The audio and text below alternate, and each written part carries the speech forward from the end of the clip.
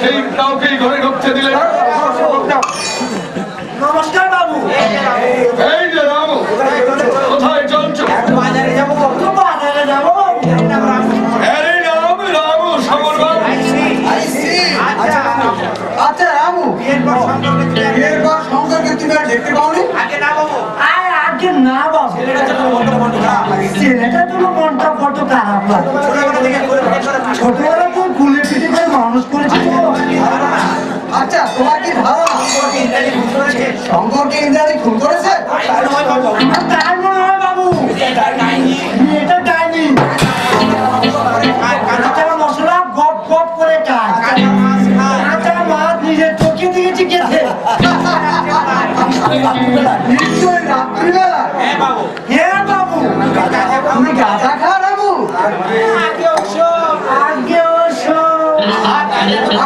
গাঁজাকে খারাপ জিনিস নয়, বরং মদের খেতে।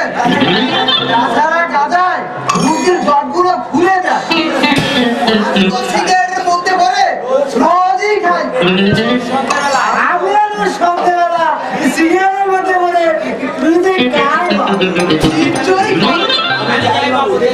আমি যাই বাবু, দেরি হয়ে যায়। সন্ধ্যা হয়ে গেলে মাল আর পাবো না। একটু না খেতে পারলে তো বন্ধ হয়ে মারা যাবো। যাই বাবু, নমস্কার। কাঁচা মশলা খাওয়ার রহস্য কিন্তু একটা কিছু রহস্য যে আছে, তাতে কোনো ভুল নেই।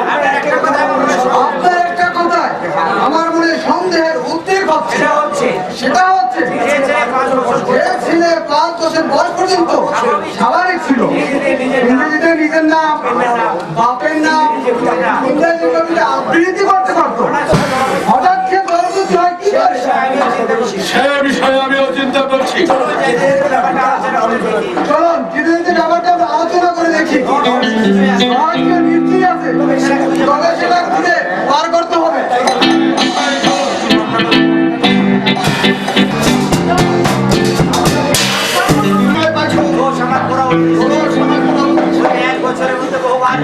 ওই 1 বছরের মধ্যে বহুবার গেছি। ইন্দ্রাণী কি বলেছে দেখা করবে না? কি করে জানবো বল? ওদের সঙ্গে যা ব্যবহার করছে উৎকৃষ্ট হয়ে উঠেছে ওরা। ইন্দ্রার শাশুড়ি তো বলেই দিই আর মাসখানেক দেখবে, তারপর ব্যবস্থা করবে।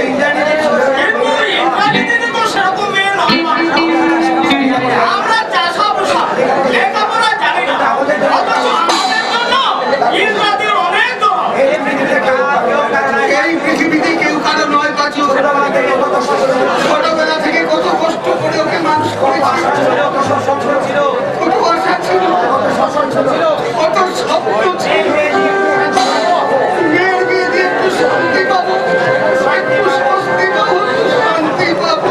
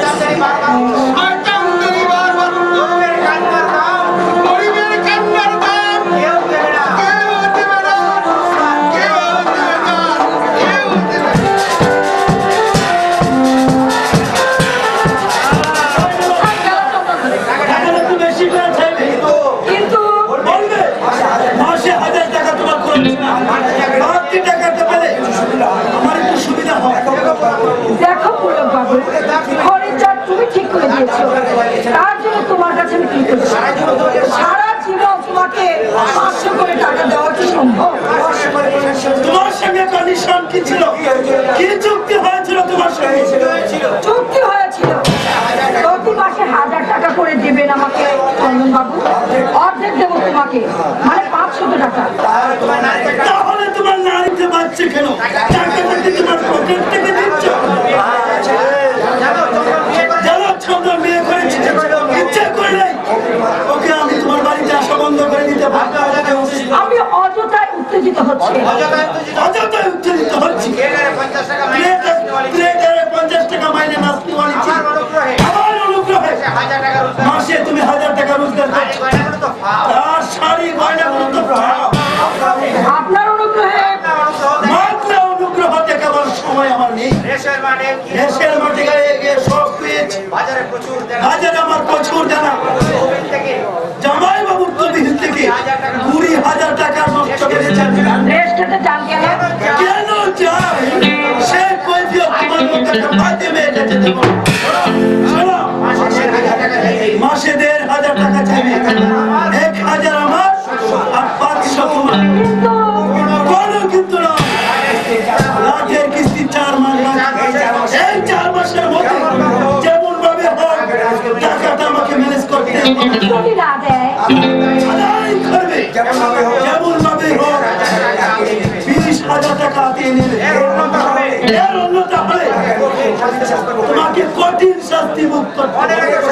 মনে রেখো শালা, আমার কাজে আর কোথায় খুব একটা পারাক থাকে।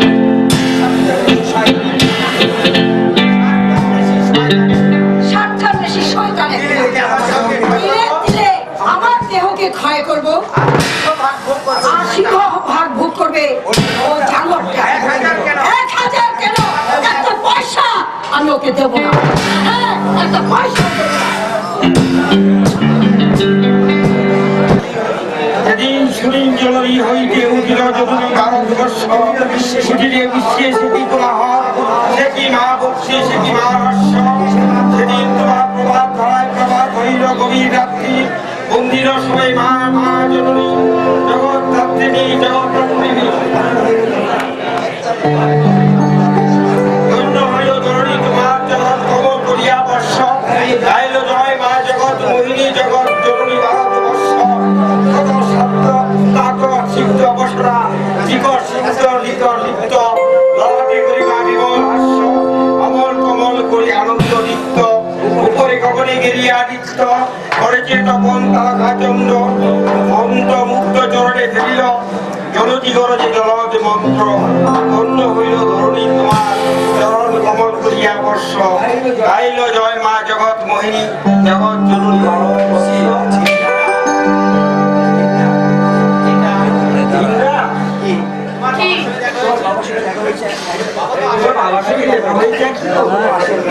বাবা তো আসেন না, দেখা হবে কি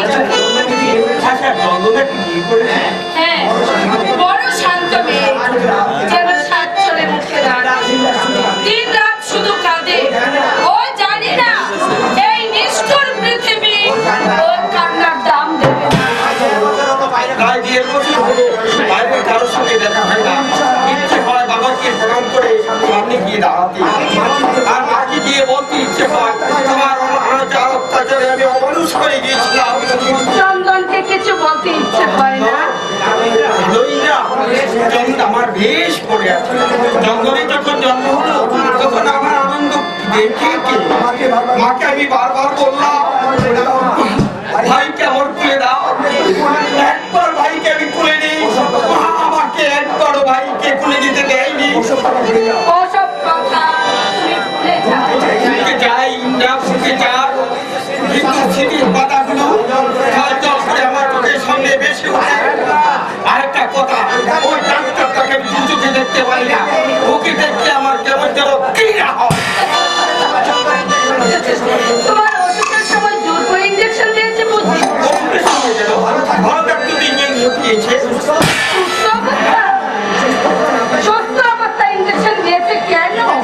কি জানি আমরা বলতো শরীর আরো ভালো হবে, কিন্তু আমার ভালো করে মনে আছে ইঞ্জেকশন দেওয়ার পর আমি আরো অসুস্থ হয়ে পড়তাম। রামুরা কিছু বলতো না? ও কি বলবে? ও আরো সমর্থন করতো। ইঞ্জেকশনে পরে আমি দৌড়ে পালাতাম, ও আমাকে জোর করে দৌড়ে সারাদিন আসছে,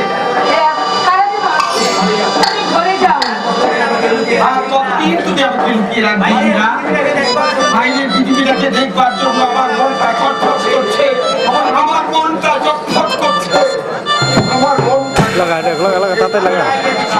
সাধনায় যেদিন সিদ্ধি লাভ করবে সেদিন তুমি আত্মপ্রকাশ পাবে, এর আগে নয়। দিদি, কি ব্যাপার? দেখো কথা তুমি আমার ঘরে একটা কথা বলো। বলো। আমার দাদা স্বাধীনতা আন্দোলনে যোগ দিতে জেলে গিয়েছিল, সে কথা তো আমি তোমাকে যার দাদা অসুস্থ হয়ে জেল থেকে ছাড়া পেয়েছে। এখানে এসেছিল? হ্যাঁ, মা থাকতে দিল না, চোখের জল ফেলতে ফেলতে দাদা চলে গেছে। একটু সাহায্য সহযোগিতা আমি করতে পারলাম না। তোমাদের কান্না দেখে মানবতন্ত্র আমার উত্তেজিত। সেদিন বাংলাদেশের মেয়েগুলো যেন কান্নার জন্য জন্মেছে। কান্না নয়, হতভাগী কান্না নয়, প্রতিবাদ করতে হবে, জোর করে আদায় করতে হবে আমাদের এই মানবিক অধিকার। যারা তোকে পদে পদে লাঞ্ছিত করেছে তাদেরকে বুঝিয়ে দিতে হবে মেয়েরাও মানুষ।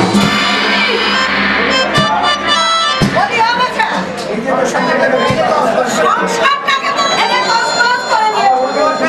আমার মনটাকে ফুসমন্ত্র দিচ্ছ। তোমাকে আমি কি করবো জানো?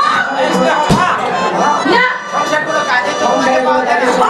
কোনো কাজেই তো তোমাকে বলে না। দিনটা শুয়ে শুয়ে থাকবে।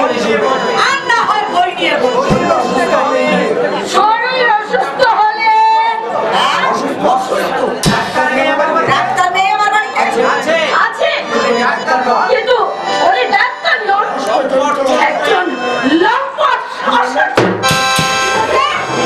কি বললা তুমি?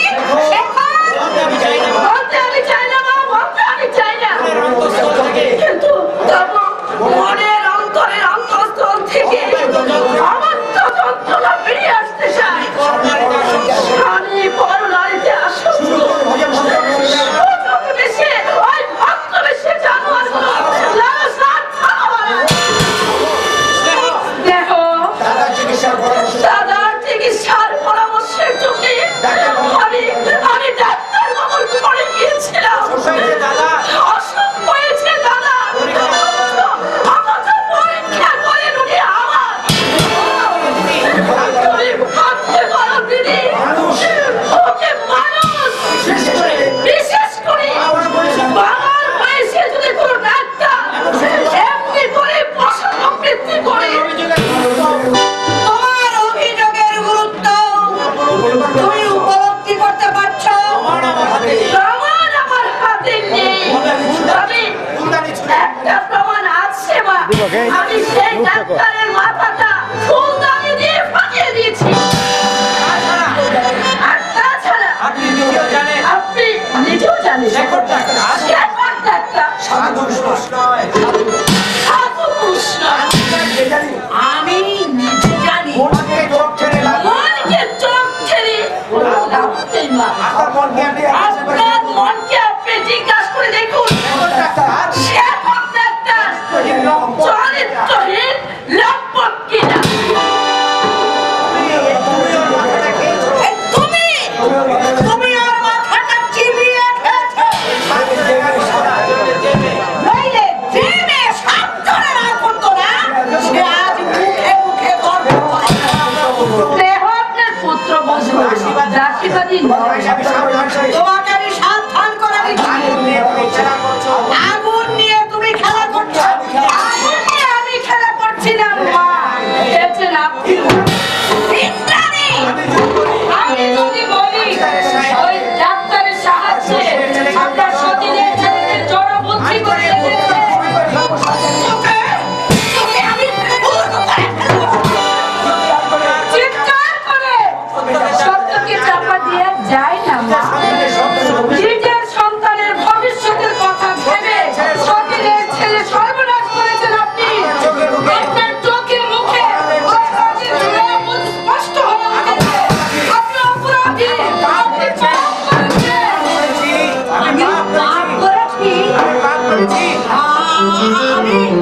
আমি পাপ করেছি। আমার যা জানবার আমি জেনে নিয়েছি। এখন আপনি ভালো হন, নইলে এর জন্য আপনাকে কঠিন মূল্য দিতে হবে। আমার কথাটা আমি বলে গেলাম।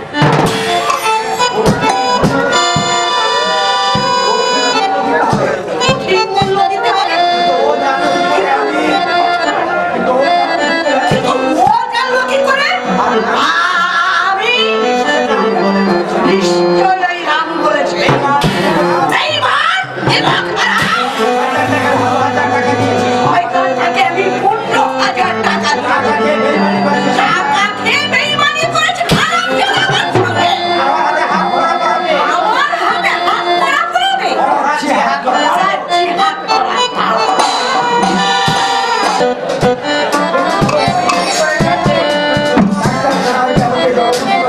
তুমি কি করে জানলে? ডাক্তারের সাথে আমার মা আমাকে জলভর্তি করে দিয়েছে। আমি অন্ধকার দিন ছেড়েছিলাম। কিন্তু ইন্দ্রা তোমার ছোটবেলার কাহিনী আমি শুনেছি। স্নেহের কথায় প্রকাশ পেয়েছে ওই ডাক্তারের চরিত্র। অঙ্ক কষে দেখলাম একটা পাওয়া যাচ্ছে। তোমার উকিল হওয়া ছিল বুঝি। এই, তুমি বুঝি আমার মক্কেল কাছে?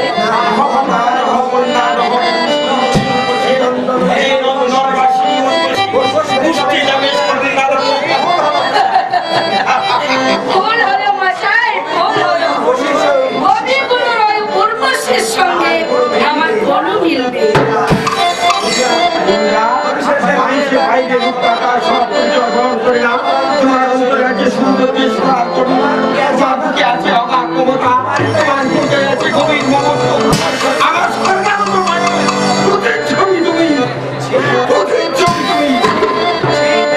ছি,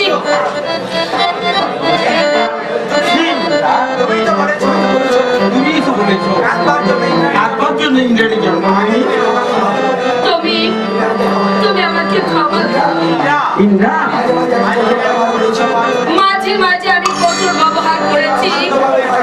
তুমি অশান্ত ভাবে পায়চারি করে সমস্ত রাত কাটিয়ে দিয়েছো। আমি শুয়ে শুয়ে সবই লক্ষ্য করেছি, কিন্তু তুমি বিশ্বাস করো, আমি যা কিছু করেছি তোমার মঙ্গলের জন্য করেছি। আমি জানি জঙ্গলের উত্তম রক্ত আমার শিরায় বসিরায় মনে ইচ্ছে হয়েছে তোমার এই সুন্দর দেহটা জলের বিষে চূর্ণ করে দাও। ভয় হতো, কিসের ভয়? তোমার কুকুর ব্যক্তিত্বকে ভয় হতো। এই, আজ ভয় করছে না?